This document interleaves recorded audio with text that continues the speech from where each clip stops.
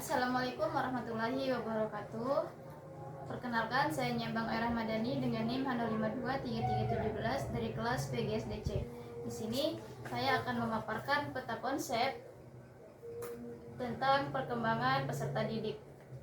Nah, di sini yang pertama di peta konsep ini memiliki 4 poin utama yang masing-masingnya memiliki beberapa topik yang perlu untuk dibahas dan dipahami sebagai calon pendidik. Nah, poin yang pertama yaitu kematangan fungsi, yang mana pada masa ini setiap anak memiliki waktu tertentu untuk mencapai kematangan fungsi tubuh dan pikirannya. Misalnya seperti kita tidak bisa memaksa seorang anak untuk belajar berjalan ketika kakinya masih belum mampu untuk berpijak pada tanah yang dipijaknya. Nah, yang kedua yaitu irama perkembangan. Di sini setiap orang memiliki kecepatan tertentu dalam proses perkembangannya. Seperti ada anak yang cepat dalam berbicara tetapi lambat dalam motorik kasarnya seperti berjalan dan sebagainya. Dan itu normal. Dan ada juga anak yang cepat jalan tetapi dia lambat dalam berbicara. Yang berikutnya yaitu konsistensi perkembangan. Dalam hal ini, perkembangan seseorang itu terarah dan tetap.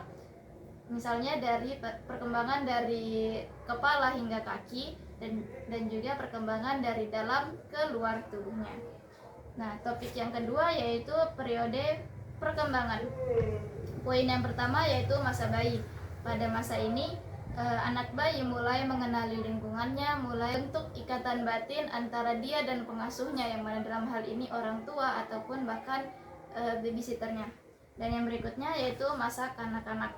Pada masa ini anak-anak sudah mulai mengeksplor lingkungannya, sudah mulai menjelajahi lingkungannya untuk meningkatkan rasa ingin tahunya. Dan yang terakhir yaitu adalah masa remaja. Pada masa ini mulailah terbentuk jati dirinya mereka. Mereka mulai mencari jati diri sebenarnya mereka, mulai mengalami perubahan emosi, perubahan fisik, mental, dan segalanya. Topik yang berikutnya yaitu faktor yang mempengaruhi perkembangan peserta didik. Dalam hal ini ada 3 faktor yang mempengaruhi perkembangan peserta didik. Yang pertama yaitu faktor herediter atau faktor genetik. Perkembangan peserta didik bisa dipengaruhi oleh faktor herediter atau faktor keturunan ataupun faktor genetik. Semisal orang tuanya yang cerdas bisa menurunkan kecerdasannya itu kepada anak-anaknya kelak. Yang berikutnya yaitu faktor lingkungan. Nah, lingkungan juga mempengaruhi perkembangan peserta didik. Lingkungan yang baik akan menyebabkan anak itu juga menjadi pribadi yang baik. Lingkungan yang buruk juga akan menyebabkan pribadi anak itu menjadi buruk, menjadi suka bolos, nakal, dan sebagainya. Dan faktor yang terakhir yaitu faktor kemampuan belajar. Meskipun faktor herediter merupakan faktor utama dalam penentuan perkembangan seorang anak, kemampuan belajar juga menentukan perkembangan seorang peserta didik. Ketika meskipun genetik dengan IQ yang bagus, tetapi dia tidak memiliki semangat belajar yang utuh, tidak memiliki keinginan untuk belajar, maka hal itu akan sia-sia. Jadi, perkembangan peserta didik merupakan suatu topik yang harus dipahami oleh para pendidik untuk nanti mengetahui apa-apa yang diperlukan oleh peserta didiknya. Nah, itu tadi pemaparan tentang peta konsep perkembangan peserta didik. Saudari Irdayanti bisa mengajukan sebuah pertanyaan.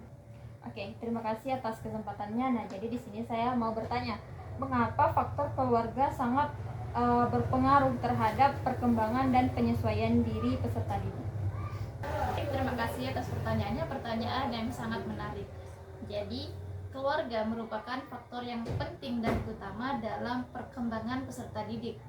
Karakter seorang peserta didik bisa ditentukan dari bagaimana cara lingkungannya beradaptasi dengan anak itu. Jika lingkungannya baik, bisa dipastikan besar kemungkinan karakter peserta didik itu akan baik juga.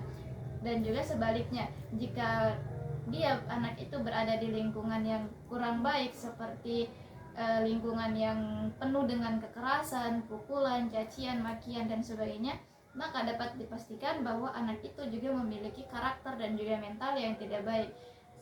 Hal itu bisa menjadi cikal bakal anak itu menjadi seorang pembuli yang akan melakukan pembulian kepada teman-temannya.